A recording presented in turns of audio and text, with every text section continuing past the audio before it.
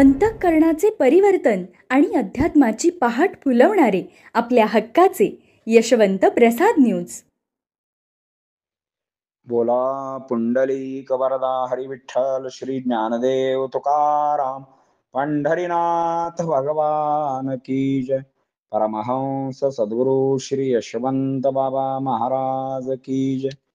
सज्जन हो, आज 10 जुलै, दिवस कामाचा रात्र विश्रांतीची.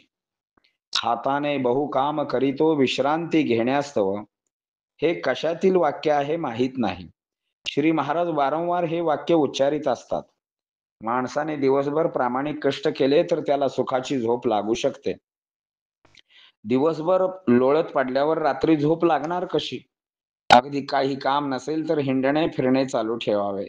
कारण दिवस कामाचा असतो, रात्र विश्रांतीची असते. हे ज्याला कळाले तो दिवसभर कष्ट करीत बसणार. काही नसले तरी काम काढणार आणि काम करत बसणार. जो नोकर वर्ग आहे त्यांना दिवसभर राबावे लागते.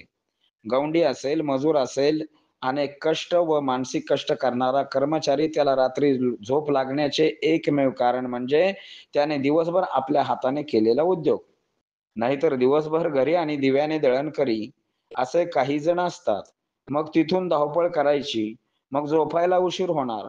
मात्र कोणतेही शास्त्र सांगते लवकर निजे लवकर उठे तया संपत्ती आरोग्य भेटे. मग ती शरीराची संपत्ती असू द्या, धनद्रव्य असू द्यात, ते मिळवण्यासाठी आपल्याला लवकर उठावे लागेल. जो लवकर उठतो त्याला तसे योग येतात. देव त्याला तसे योग आणतो. ज्याचे शरीर बाकी काही उद्योग करीत नसले तरी निश्चितपणे देव त्याचे शरीर निरोगी ठेवतो. प्रत्येकाला आपल्या संसारासाठी कष्ट करावे लागतात. असेल माझा हरी तर देईल खाटल्यावरी अशी अपेक्षा करू नये. कष्टाची बरी भाजी भाकरी, तूप साखरेची चोरी नको. भगवंताने आपल्याला कष्टाला यश देऊन जी काही चटणी भाकरी दिलेली आहे ती खाण्यामध्ये समाधान आहे. खाण्याला पैसे जात नाहीत. कष्ट करावे, घाम गाळावा, कष्टाचेच खावे, हरामचे खाऊ नये.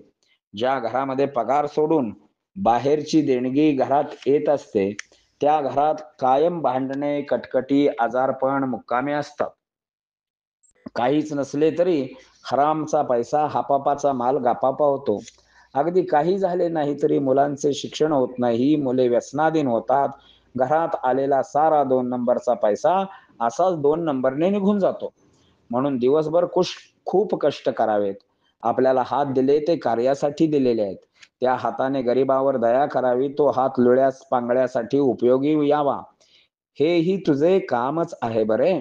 केवळ पोटासाठी काम करणे हे काम नसून समाजासाठी आपला देह झिजवणे हे सुद्धा आपले कार्यच आहे. आंधळ्याची होई काठी, पांगळ्याला घेई पाठी, हे कार्य माणसाचे आहे. माणसाने माणसाशी माणसाप्रमाणे व्यवहार करावा. माणसाने माणसाशी माणसाप्रमाणे वागावे. माणसाने माणसातले माणूसपण हरवू देऊ नये. हेही आपले कार्यच आहे. लवकर उठावे, झोपल्या जागेवरच परमेश्वराचे नाम घ्यावे, तिथून आपल्या कार्याला सुरुवात करावी. नैमित्तिक कर्मे आटोपली की देवपूजा, देवदर्शन हे कार्य करावे. न्याहारी झाल्यानंतर ऑफिसला जावे. ऑफिसमधील दिवसभर काम प्रामाणिक करावे. आपल्याला परमेश्वराने दिलेले काम प्रामाणिकपणे करणे ही ईश्वराची सेवाच आहे. ती ईश्वर सेवा करीत राहावे. सायंकाळी घरी आल्यानंतर हातपाय तोंड स्वच्छ धुवावेत. चहा पाणी झाल्यानंतर एखाद्या ग्रंथाचे नैमित्तिक वाचन करावे किंवा ईश्वराची मानसपूजा करावी. घरातील लहान मुलांना शिकवावे, जेवण करावे व परमेश्वराचे नाम घेत घेत झोपी जावे. झोपले तर पाहिजेच, कारण रात्र विश्रांतीसाठीच असते. रात्री विश्रांती घेतल्यानंतर पुन्हा आपला देह पुढच्या दिवशी नवीन कार्यासाठी सज्ज असतो. नाहीतर काही जण दुपारी 3-4 ला उठतात आणि पहाटे 5च्या दरम्यान झोपतात. सारेच उलटे असते. बरे, नोकरी अशी असेल तर ठीक आहे, पण नोकरीही नाही तरीही असा जर नियम असेल तर त्याच्या जीवनाला काय अर्थ आहे? मात्र रात्र निशाचरांची असते. ती रात्र आपली कशी म्हणावी? रात्री प्रवास करू नये ही महाराजांची शिकवण होती. तरीही गजानन गुरुजी रात्री कीर्तनावरून कुरोलीस येत असत. एके रात्री जायगावच्या खिंडीतून त्यांना स्पीकरवर बोलतात एवढा प्रचंड आवाज आला वाचलास. असे आणखी एक रात्री गुरुजी प्रवास करीत होते. 1:30चा सुमार असेल. गुरुजी स्वतःच्या गाडीवरून घरी यायला निघालेले होते आणि अचानकपणे समोर 2 फरलांगावर एक म्हातारा काठी ठेकीत निघालेला दिसला. रस्त्यातून आडवा निघाला होता. त्याच्या हातात कंदील होता. एका क्षणात थंडीच्या दिवसात गुरुजी घामाघूम झाले होते. मुखातून यशवंत हो जयवंत हो मंत्र बाहेर पडू लागला. परिणाम काय झाला तर त्या म्हाताऱ्याच्या ठिकाणी आता त्यांना साक्षात सद्गुरू यशवंत बाबा यांचे दर्शन झाले. गुरुचे लक्ष असते म्हणून आपण वाचतो, अन्यथा रात्री काहीही होऊ शकते, अपघात होऊ शकतो. वेळीच मदत मिळाली नाही तर मृत्यूशीही गाठ पडू शकते. अचानक काहीतरी दिसते, असते वेगळे, दिसते वेगळे. जसे मनात तसे ध्यानात समोर दिसते. परिणामी प्रवासात गडबड होण्याची शक्यता असते. म्हणून रात्र विश्रांतीची असते. रात्री विश्रांतीच घ्यावी आणि हे वाक्य गुरूंचे आहे. त्यामुळे त्या वाक्यावर विश्वास ठेवावा. बोला पुंडलिक वरदा हरी विठ्ठल. श्री ज्ञानदेव तुकाराम पंढरीनाथ भगवान की जय.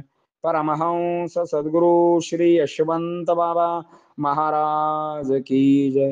पार्वती पते हर हर हर महादेव हर. यशवंत हो, जयवंत हो, यशवंत हो, जयवंत हो, यशवंत हो, जयवंत हो.